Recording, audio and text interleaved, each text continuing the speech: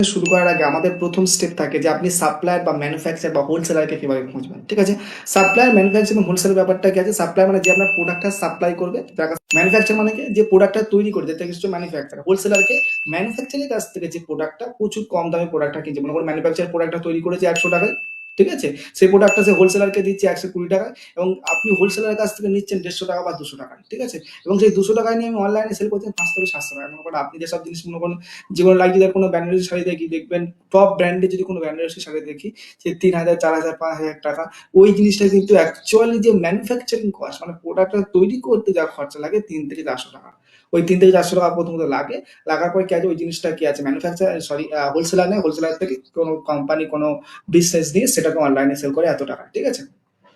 তাহলে এখানে কিন্তু যখন আপনি কোনো ম্যানুফ্যাকচার খুঁজতে যাবেন বা হোলসেলার খুঁজতে যাবেন, পুরো অনলাইনে কিন্তু দুটো মার্কেট আছে, এখানে দেখতে পাচ্ছেন দুটো দেখাচ্ছি, two types of market place. একটা হচ্ছে B2C মার্কেট প্লেস, একটা হচ্ছে B2B market place. B2B B2C মধ্যে পার্থক্য কি? B2B বিজনেস টু বিজনেস, মনে করেন একটা ম্যানুফ্যাকচার প্রোডাক্ট তৈরি করছে, ঠিক আছে, একটা ম্যানুফ্যাকচার প্রোডাক্ট তৈরি করলো, তৈরি করার পর কোনো হোলসেলারকে সেল করে দিল।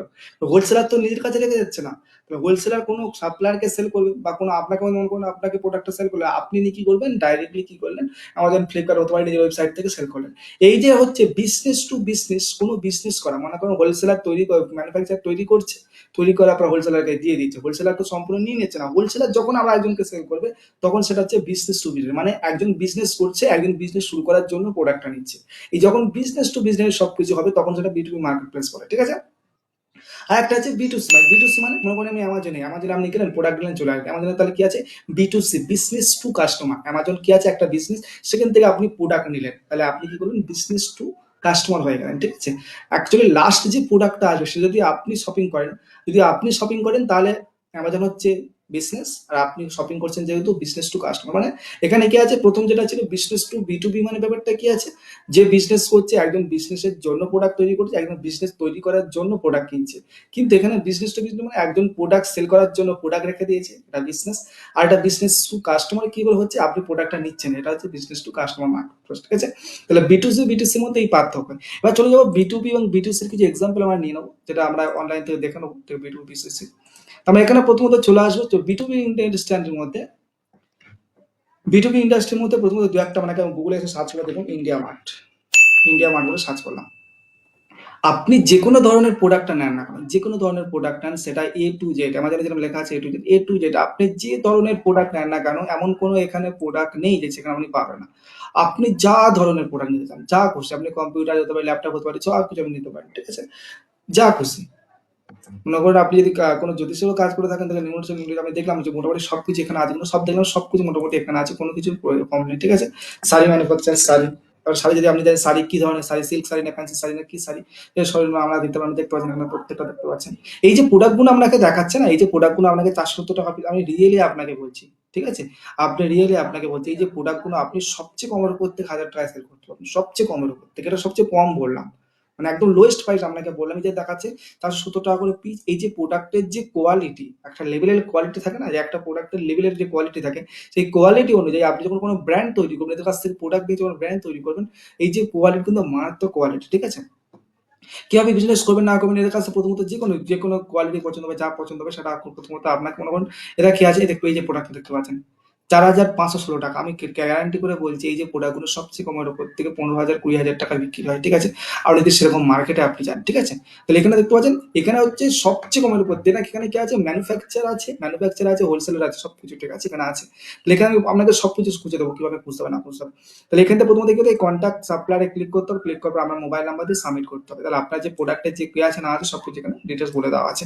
আপনি যে কোনো ধরনের প্রোডাক্ট আপনি এখান থেকে কিন্তু নিতে পারেন, প্রথমত এটা হয়। নিয়ে একটা মার্কেট হলো Indian largest B2B platform for business, ঠিক আছে।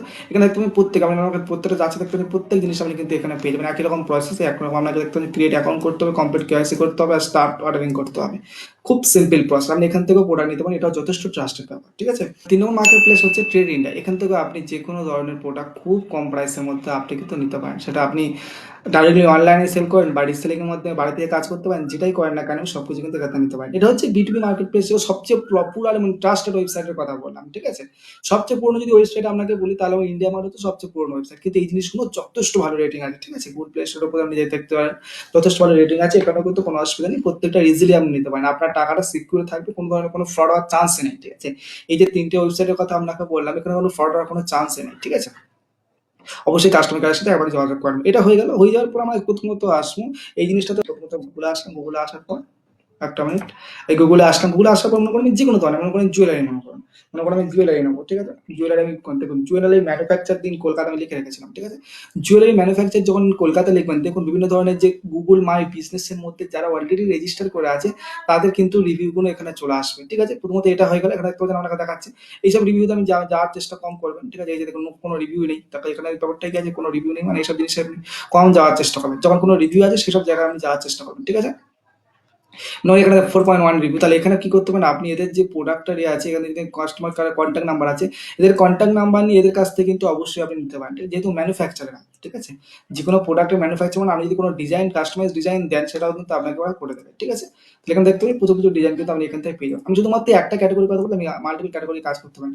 আর সবচেয়ে একটা সুন্দর ওয়েবসাইট হচ্ছে আর একটা জাস্ট বলে একটা ওয়েবসাইট আছে, জাস্ট স্টাইলের ওয়েবসাইটের মধ্যেও অনেকে অনেকে কি আছে নিজেদের কোয়ারি রেখে দিয়েছে, সে কিন্তু আপনি অবশ্যই কিন্তু এদেরকে দেখতে পাচ্ছেন জুয়েলারি ম্যানুফ্যাকচার সবকিছু আছে, এদেরকে ডাইরেক্টলি আপনি কন্ট্যাক্ট করে এদের সাথে কথা বলতে পারেন, ঠিক আছে? তবে সবসময় আমি কি বলবো, সবসময় ম্যানুফ্যাকচারের কাছ থেকে প্রোডাক্ট নেওয়ার চেষ্টা করুন বা হোলসেলের কাছ থেকে প্রোডাক্ট নেওয়ার চেষ্টা করুন, ঠিক আছে? তাহলে এটা ব্যাপারটা হলো। বা যখন ম্যানুফ্যাকচার হোলসেলের কাছে তাদের কিন্তু অনেক কিছু বিজনেস কার্ড আছে, সেগুলো আমাদের দেখে নেওয়ার চেষ্টা করবেন, প্রথমত এইগুলো হলো। এবার যদি মনে করি যে এইসব আমি ঝামেলা টোলে যেতে যাচ্ছি, তাহলে আমি চলে যাবেন, আমার চলে আসবো কি আছে, ইউটিউবে চলে আসবো, ইউটিউবে চলে আসবো, আমার সেম ইউটিউবে সার্চ করেছি, এবার দেখুন ইউটিউবে সার্চ করি jewellery manufacture in Kolkata, Kolkata লিখেছি, আমি কলকাতায় থাকি বলে কলকাতা সিটি লিখেছি, আপনি যদি মনে করেন হাওড়ায় থাকে হাওড়ায় সিটি সার্চ করতে পারেন, জুয়েলারি ম্যানুফ্যাকচার ইন আপনার যে সিটিতে আপনি বসবাস করেন সেই সিটির নাম নেন, আপনি যেখান থেকে হন, আপনি যে কোনো কান্ট্রি থেকে হন না কেন, আপনি বাংলাদেশ থেকে হন, ইন্ডিয়া থেকে হন, যেখান থেকে হন না কেন, সেই কান্ট্রি সার্চ করে সেই ভিডিওগুলো চলে আসবে। এবার সবসময় দেখবেন যে পপুলার যে ইউটিউবার আছে, মনে করেন যে ডিজিটাল টিউটোরিয়াল গেছে পপুলার ইউটিউবার, মানে বিভিন্ন ধরনের যারা অ্যাকচুয়ালি ম্যানুফ্যাকচার যারা প্রোডাক্ট তৈরি করে, যে ডিজিটাল টিউটোরিয়াল আছে, এদেরকে কিন্তু পয়সা পে করতে হয় অনেক টাকা, ঠিক আছে? 20,000 টাকা 30,000 টাকা পে করতে হয়। সেই জন্য এই যে মার্কেটগুলো আছে সেগুলো স্কিপ করার চেষ্টা করবেন।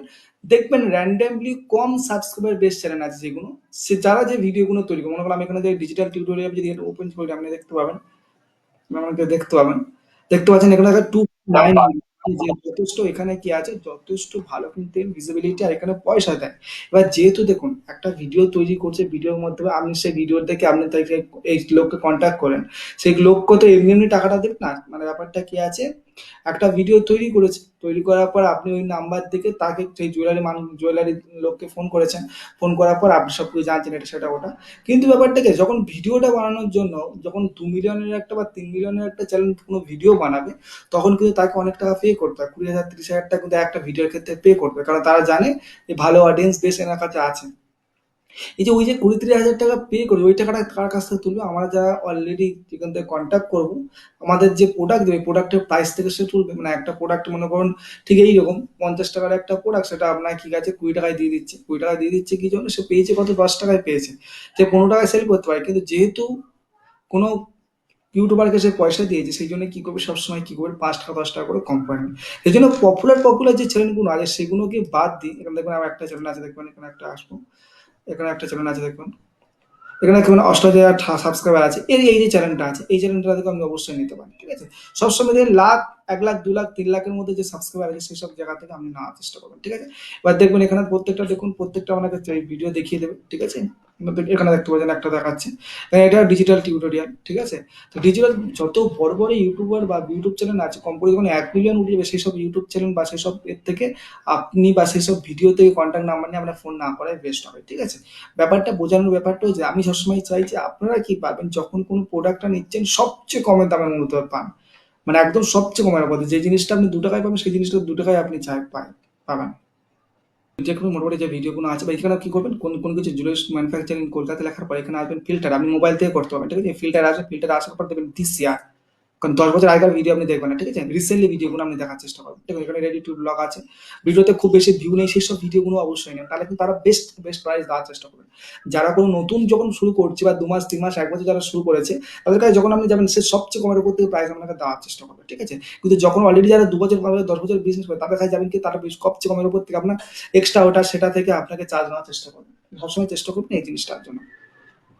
তাহলে এখানে দেখতে পাচ্ছেন এই যে প্রোডাক্টগুলো আছে, এখানে প্রত্যেকটা আপনি খোঁজ ফোন করুন, ফোন করার পর তাদের সাথে কথা বলুন যে কি কাজ কিনতে হবে বা কত টাকার প্রোডাক্ট নিতে হবে, কত টাকার প্রোডাক্ট রিটার্ন পলিসি কি আছে, এক্সচেঞ্জ পলিসি কি আছে, এগুলো সব জেনে নিন। বা ডাইরেক্টলি অবশ্যই প্রোডাক্ট নেওয়ার আগে তাদের ম্যানুফ্যাকচারিং যদি হাব আছে ওখানে ভিজিট করুন, ঠিক আছে? আর আমি যে বলে দিলাম যখন কোনো প্রোডাক্ট সিলেক্ট করবেন 4টা থেকে 5টা পয়েন্টের উপর নজর রাখতে হবে, তাহলে কিন্তু অনলাইন বিজনেস শুরু করেছেন হয়তো 2 মাস 3 মাস 4 মাস হয়তো ভালো বিজনেস ছিল, তারপর কিন্তু বিজনেস আমার ডাউন হয়ে যাবে।